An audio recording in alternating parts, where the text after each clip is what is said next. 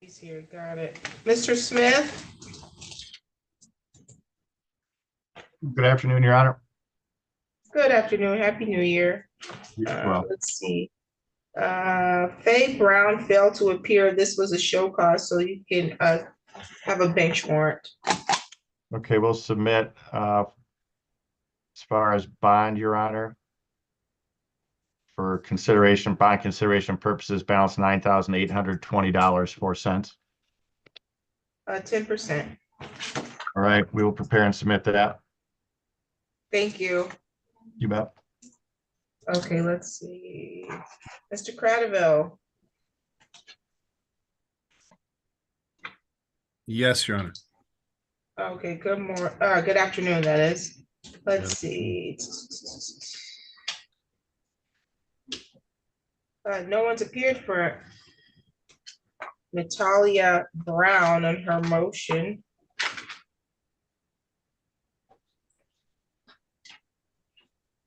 Okay. Let me see here.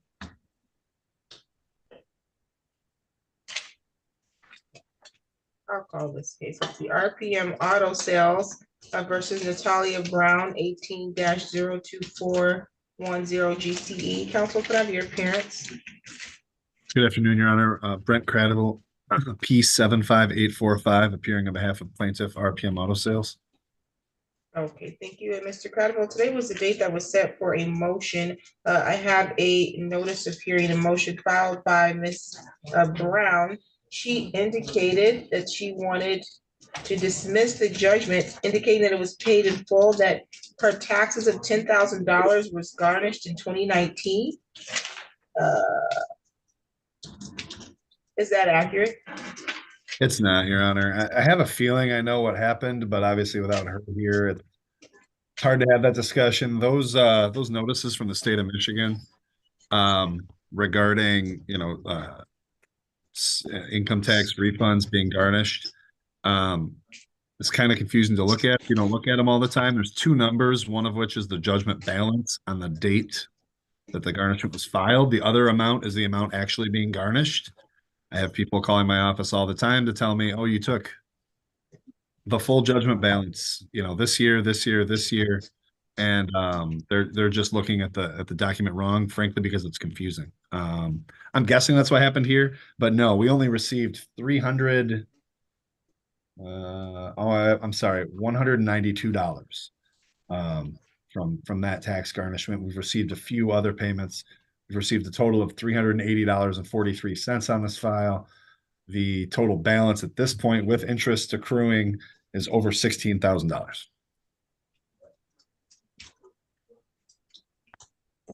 Okay, I'll note that here in the file. Obviously, her motion will be dismissed because she failed to appear, but I wanted to get your response on the record in case she appeared later or tried to refile her motion. So you're all set. Her motion is denied.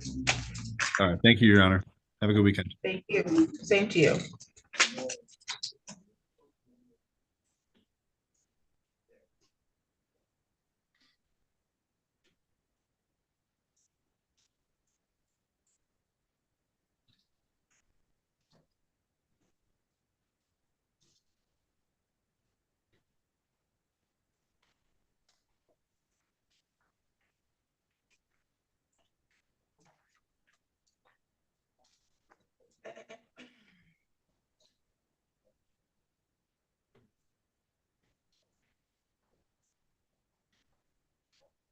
On the record in the matter of WAFQ versus Jacob Burt, file number 22-01078, counsel appearance.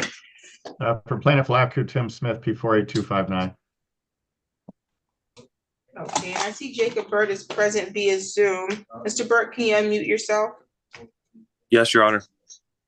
Okay, very good. Today was the date and the time that was set for a motion to show cause.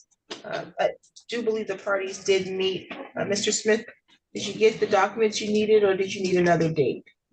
I didn't get them, Your Honor. This dates back to September 15th at the original examination. Following that examination, he was sent a letter specifically reminding him what he needed to produce and where to mail those same documents. The documents included 6 months of bank statements from two different institutions, MetaBank and Cash App, as well as his taxes from last year.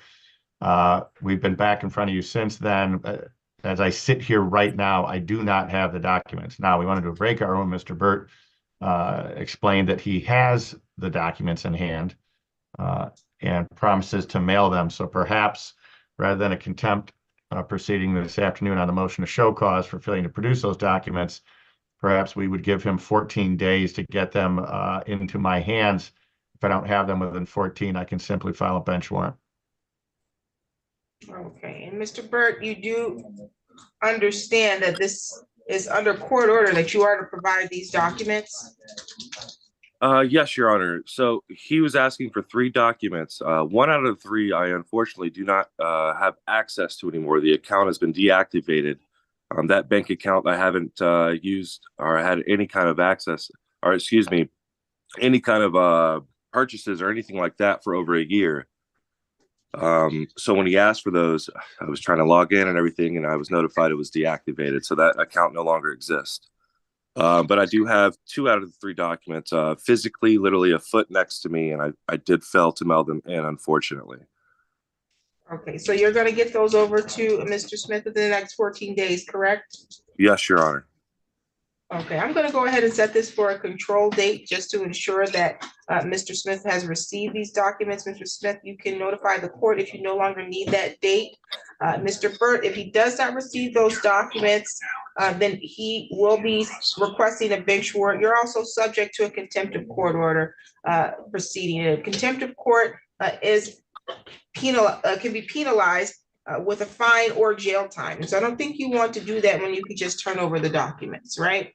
Yes, Your Honor. Okay, and so I think we'll just get your next date and then you'll get that off, and then we'll be able to move forward in this matter. Thank you both so much. Let me see our next available date. For whenever we're ready. 2 weeks. Yeah, that's fine. Next available date. It's gonna be more than 50 days, I'm sure.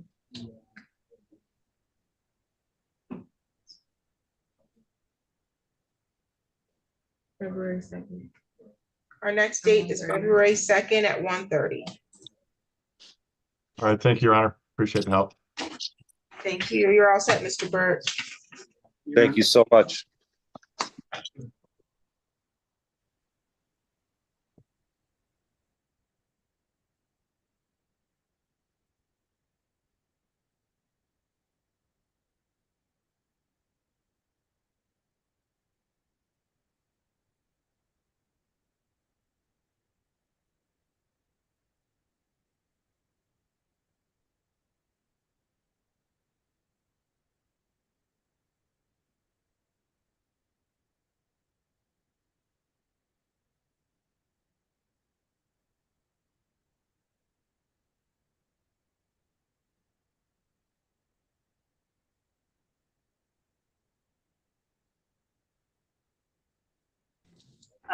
Let's see. I did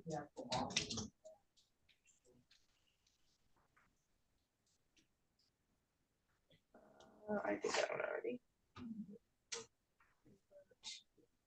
On the record in the matter of T&T Financial versus Melinda Milton, file number 22-02560.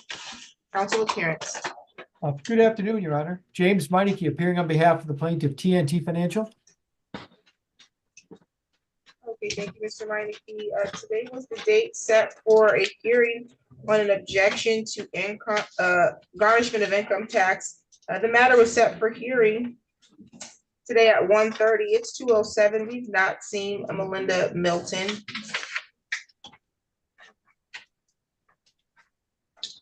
So her motion will be denied.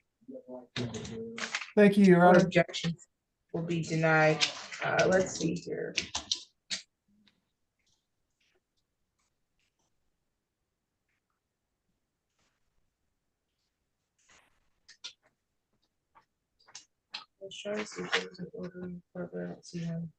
Okay, we'll provide an order of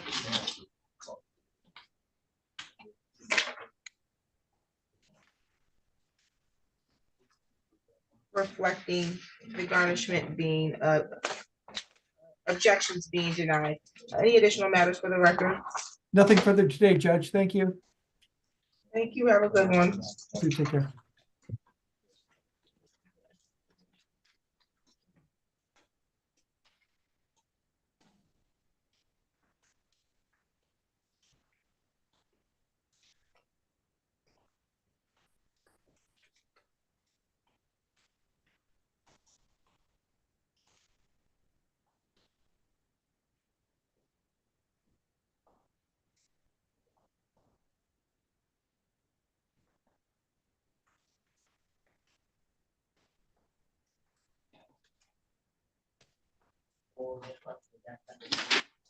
Okay, let's see. Is Timothy Roper present?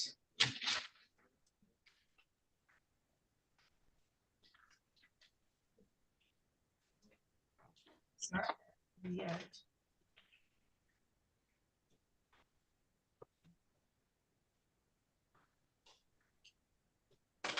I don't see a Crystal Manor present yet. Anybody here present on her behalf? Yes, Your Honor. This is Kent Wood. I'm hearing on, Okay, and Mr. Lovejoy's with me in my office. He was having some technical issues at his office, so he came over here for our pretrial. okay, so you're both from the same office. Wonderful, because all you need to do is complete a joint pretrial statement and file it with the court. Okay. I'll check. We have a joint pretrial statement. I'll see. I'll make sure if it hasn't been sent to you, I'll make sure it gets sent to you right now, Judge. Thank you. Okay, yep, actually it needs to be filed on my file. Yes. Okay. So other than that, if we'll, once we get that, we'll send our next scheduling dates Okay. from that. You're all set. Thank you. Thank you. Okay, and Mr. Chernick is here, and then let's see who's here. Christine Richter here on behalf of Portfolio. Yes, good afternoon, Judge. Good afternoon. Let's see, did you come to any resolutions or complete a joint pretrial statement yet? No, Your Honor, parties had a chance to speak and there is a disagreement on the scope of discovery, so I think that's why we had to appear today. Okay, sounds good. I'll call the case. On the record in the matter of Portfolio Recovery versus Marissa Anzoldia, file number 23-02434 GC appears for the record. Good afternoon, Your Honor. Christine Richter for the plaintiff, P61525. Good afternoon, Your Honor. Scott Chernich on behalf of Marissa Enzaldua. Okay, very good. Today was the date and time set for pre-trial.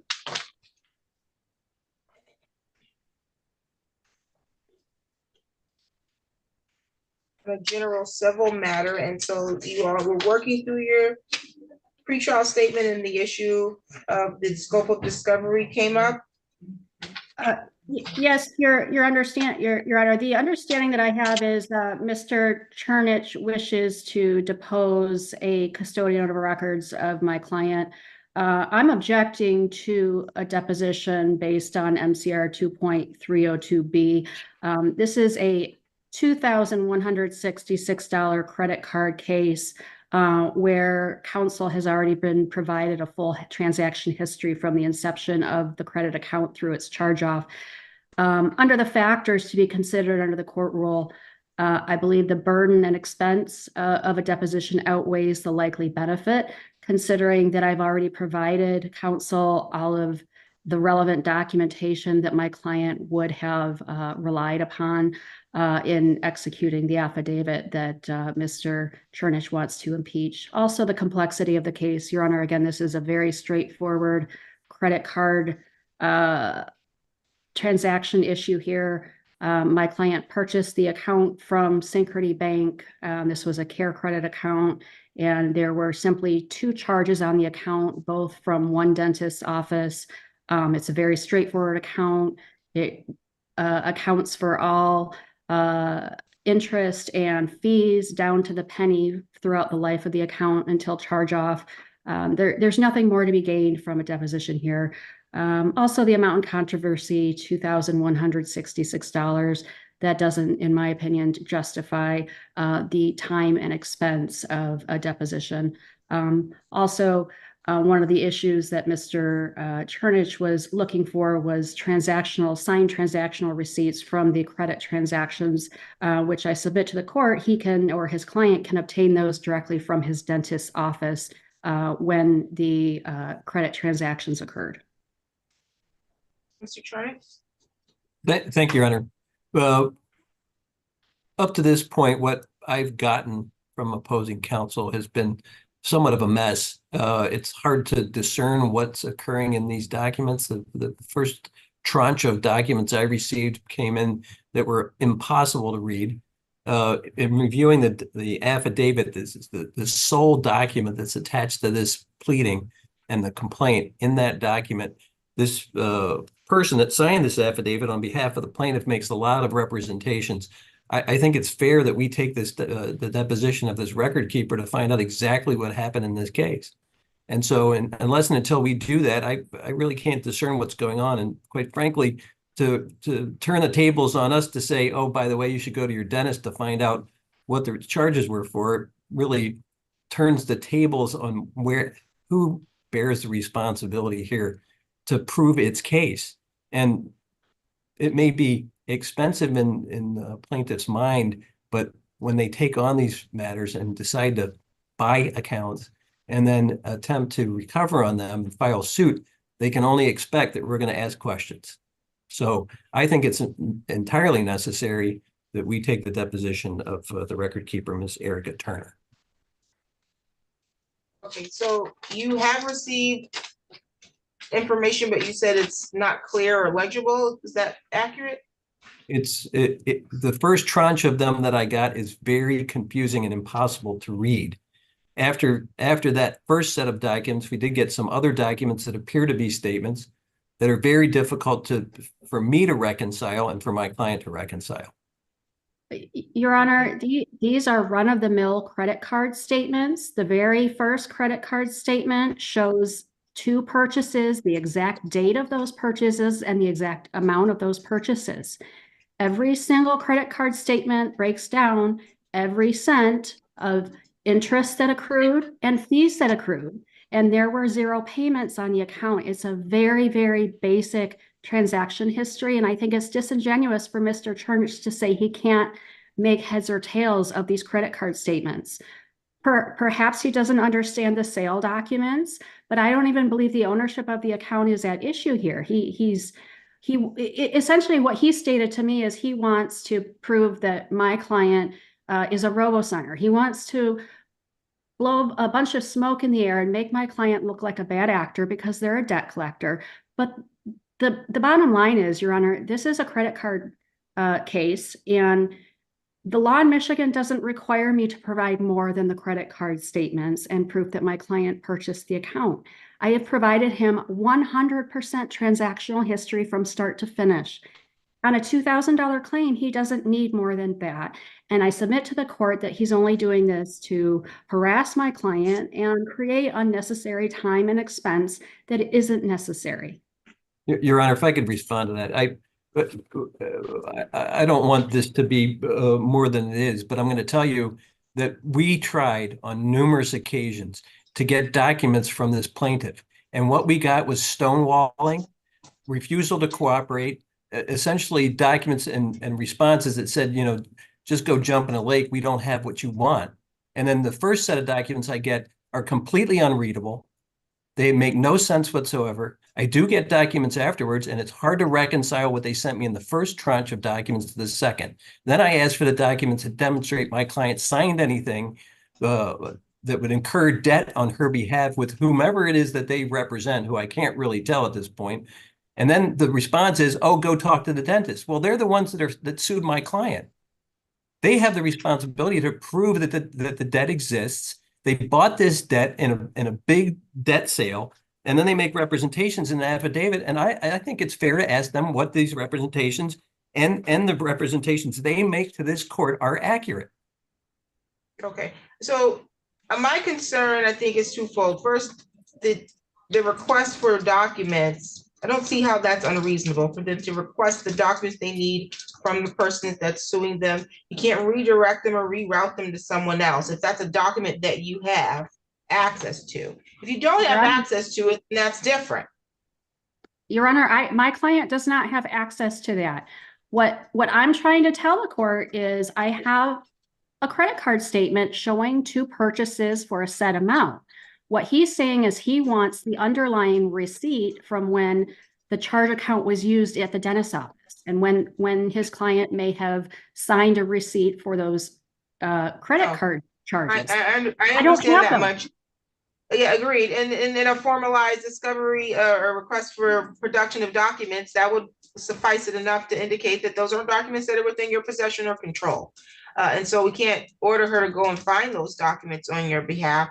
Discovery periods don't just mean that you have the opportunity to seek all the information from the person that's suing them. You may have to get things that support your defense from other parties, and that may have to have happened by way of a subpoena. You may have to subpoena those records from whoever has them if this entity does not have them. As it relates to a deposition, this to me, from the very little information that I have here in this file, it seems like a very standard run-of-the-mill breach of contract case involving a credit card or credit card transactions.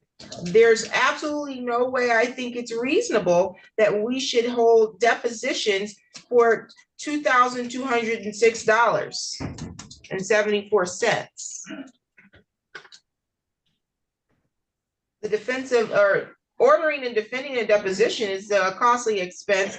I don't think that it's meaningful. I don't think it's going to help flush out whatever documents that you have. I think that if we have 2 professionals here, as you all presented yourself to be, if you have questions about what those documents are, I don't see why Ms. Richter's are not able to explain what those documents are, because if they're transaction histories, they can't be, I don't know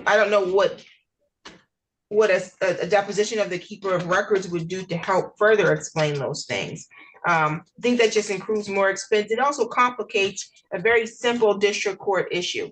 And so I'm not going to grant a request for a deposition in this matter. Obviously, you all have the right to request documents from each other. To the extent that the plaintiff has the custody of those documents, they need to turn them over unless they have a valid objection as to why they shouldn't be turned over. And one of those objections could be they don't have that document or those documents in their custody or control. So outside of that, I think that you all should be able to complete your joint pretrial statement. I'm happy to do so. Thank you, Your Honor. Okay, I can either put you in a private meeting room and do it now. You can obviously do it outside of the court's time. We just need it to be filed with the court through my file, and I should expect that file within the next 7 days. Your Honor, I would hope that we could crank it out in a breakout room. Okay, I'll put you in a private meeting room now. Thank you, Judge.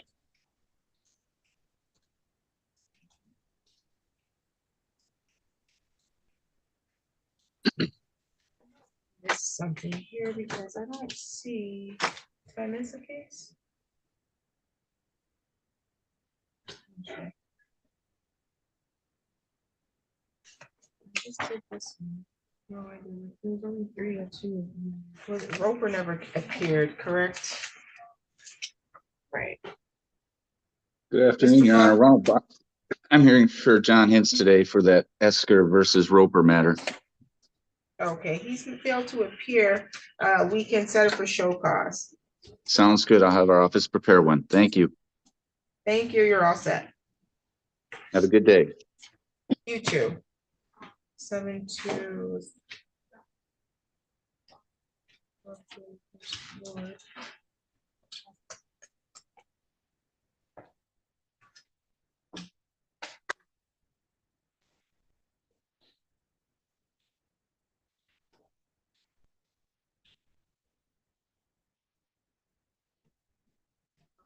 That's what it was.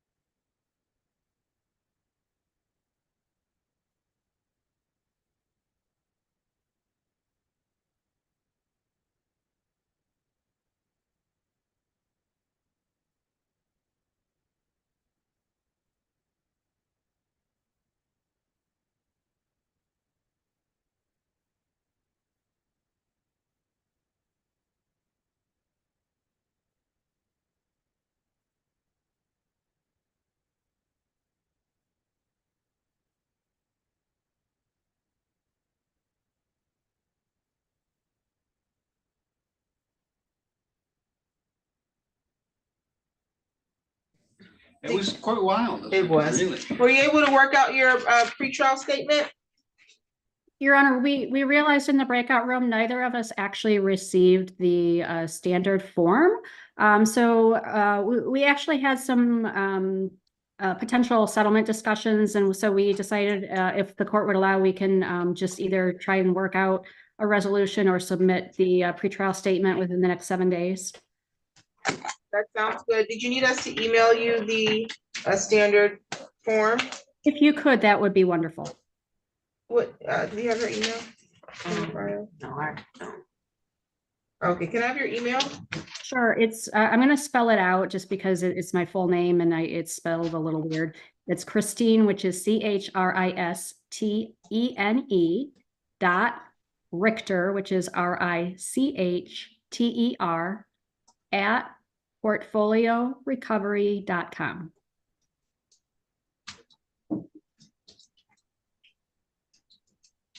Okay, sounds good. So I'll note here that we'll expect either a joint pretrial statement or some kind of resolution within the next 7 days to be filed through in my file, that is. Sounds great. I'm sorry. Thanks, Judge. Thank you. You're all set. Thank you. Have a great day, Judge. Thank you, Mr. You Chernich. too. Yep, thank you.